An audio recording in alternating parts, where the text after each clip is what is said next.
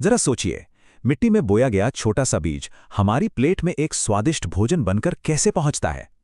आज के इस विश्लेषण में हम सीधे इसी सफर पर बात करेंगे। हम समझेंगे भारत की कृषि की विशाल दुनिया को, जो हमारे देश की सबसे पुरानी और सबसे जरूरी आर्थिक रीढ़ है। बात शुरू करते हैं एक बहुत ही दिलचस्प आंकड़े से।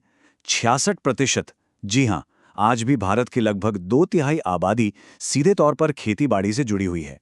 खेती सिर्फ एक काम नहीं है, ये वो बुनियादी ढांचा है जो हमारे लिए अनाज तो पैदा करता ही है, साथ ही कई उद्योगों को कच्चा माल भी देता है। ये आंकड़ा बिल्कुल साफ बताता है कि खेती ही हमारे देश की अर्थव्यवस्था की असली नींव है। तो आज के इस विश्लेषण का रोड मैप कुछ ऐसा रहेगा। हम शुरुआत करेंगे खेती के अलग अलग तरीकों से, फिर समझेंगे फसलों के सीजन को, और आखिर में देखेंगे भारत की कुछ सबसे प्रमुख फसलों को। तो चलिए सबसे पहले बात करते हैं फार्मिंग मेथड्स, यानी कृषि के प्रकारों की। हजारों सालों में सिर्फ अपना पेट भरने के लिए की जाने वाली खेती आज के बड़े व्यापार तक कैसे पहुंच गई, आइए देखते हैं। इसे समझने के लिए जरा असम के जंगलों की कल्पना कीजिए, जहां रिंझा नाम की एक बच्ची रहती है। उसका परिवार क्या करता है? वो जंगल के एक छोटे से हिस्से को साफ करते हैं, वहां की वनस्पतियों को जलाते हैं और फिर उस राख मिली जमीन पर खेती करते हैं। इसे कर्तन दहन प्रणाली या स्लैश एंड बर्न खेती कहते हैं। ये जीवन निर्वाह खेती का एकदम शुरुआती रूप है, जहां लकड़ी के हल और खुदाई करने वाली छड़ी जैसे साधारण औजारों से सिर्फ परिवार का पेट भरने के लिए खाना उगाया जाता है। लेकिन इस पुराने तरीके की एक बहुत बड़ी कीमत भी चुकानी पड़ती है। रिंझा को झरने से बांस के नलों के जरिए पानी लाकर खेत में डालना बड़ा मजेदार लगता है, पर उसे शायद ये नहीं पता कि कुछ ही समय में उस मिट्टी की उपजाऊ क्षमता बिल्कुल खत्म हो जाएगी। क्योंकि इसमें कोई आधुनिक खाद या तकनीक इस्तेमाल नहीं होती, पैदावार बहुत कम होती है। और जैसे ही मिट्टी की ताकत खत्म होगी, रिंझा के परिवार को वो जगह छोड़ के खेती के लिए कोई नया जंगल साफ करना पड़ेगा। और सच कहूं तो सबसे हैरानी की बात यह है कि ये शिफ्टिंग कल्टीवेशन सिर्फ हमारे देश तक सीमित नहीं है। इसके दुनिया भर में अलग अलग नाम हैं। नॉर्थ ईस्ट इंडिया में जिसे झूम खेती कहते हैं, मध्य प्रदेश में उसे बेवर या दहिया कहा जाता है। लेकिन यही तरीका मेक्सिको में मिल्पा और ब्राजील में रोका के नाम से जाना जाता है। ये भाषाई विविधता हमें दिखाती है कि कैसे दुनिया भर के समुदायों ने प्रकृति के साथ तालमेल बिठाने के लिए बिल्कुल एक जैसे तरीके अपनाए हैं। अब अगर हम आज के समय की बात करें तो दो तरह की खेती सबसे ज्यादा देखने को मिलती है। एक तरफ है गहन जीविका कृषि। ये वहां होती है जहां जमीन कम है और आबादी का दबाव बहुत ज्यादा।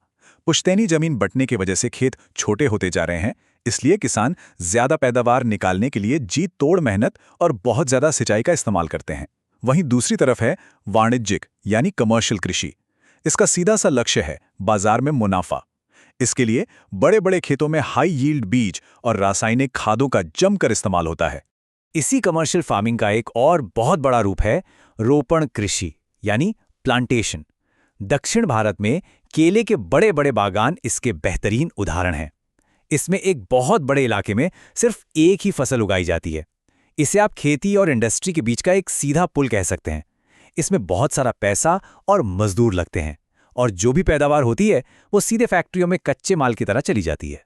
अब खेती के तरीकों से आगे बढ़ते हैं और बात करते हैं प्रकृति के टाइम टेबल की। हमारे यहाँ किसान अपनी मर्जी से कभी भी कुछ भी नहीं बो सकते। फसलों का एक बहुत ही सेट और प्राकृतिक रूटीन होता है। मुख्य रूप से दो बड़े सीजन होते हैं, रबी और खरीफ। इन दोनों में बहुत साफ अंतर है। रबी की फसलें सर्दियों में यानी अक्टूबर से दिसंबर के बीच बोई जाती हैं। गेहूं इसका सबसे बड़ा उदाहरण है, जिसे उगने के लिए ठंड और सर्दियों की बारिश चाहिए। इसके बिल्कुल उलट खरीफ की फसलें मानसून के आने पर बोई जाती हैं, जैसे कि चावल। चावल को बहुत ज्यादा गर्मी और भरपूर पानी की जरूरत होती है। पर रुकिए, इन दोनों बड़े सीजन्स के बीच में गर्मियों का एक छोटा सा अंतराल भी आता है, जिसे जायद कहते हैं।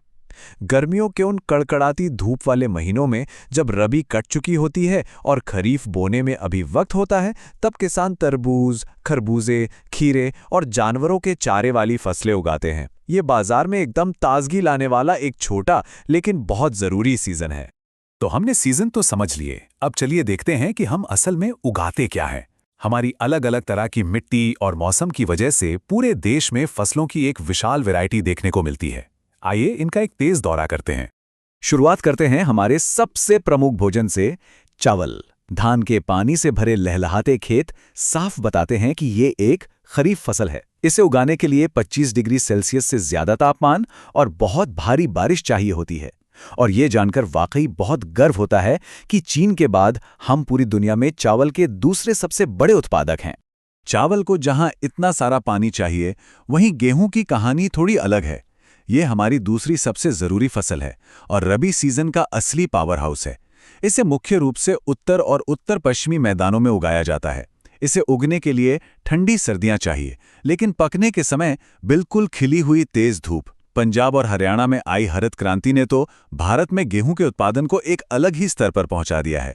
अब आते हैं ज्वार, बाजरा और रागी पर।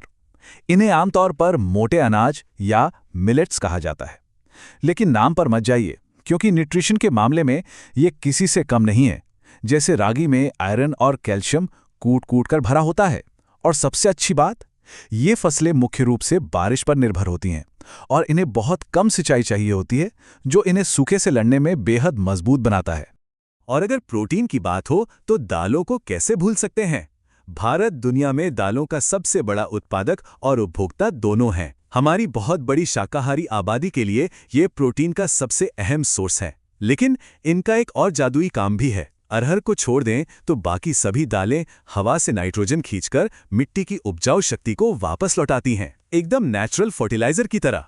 सिर्फ खाने पीने की चीजें ही नहीं, हमारे यहाँ बड़े पैमाने पर कमर्शियल खेती भी होती है। नॉर्थ ईस्ट में फैले बांस के जंगल इसका एक शानदार उदाहरण है। इसके अलावा हम मूंगफली और सरसों जैसे ढेरों तिलहन भी उगाते हैं। ये सिर्फ हमारे किचन के काम नहीं आते, बल्कि साबुन और कॉस्मेटिक्स बनाने वाली इंडस्ट्रीज के लिए बहुत जरूरी कच्चा माल भी हैं। अब जरा अपनी सुबह की चाय या कॉफी के कप के बारे में सोचिए। ये कहाँ से आती है? ये आती है असम और दार्जिलिंग के बड़े बड़े चाय बागानों से, जिन्हें साल भर नमी वाला मौसम चाहिए। या फिर नीलगिरी की पहाड़ियों से, जहां दुनिया की बेहतरीन अरेबिका कॉफी उगाई जाती है। इन बागानों में ताजगी बनाए रखने के लिए मजदूर पत्तियों को वहीं तुरंत प्रोसेस भी करते हैं।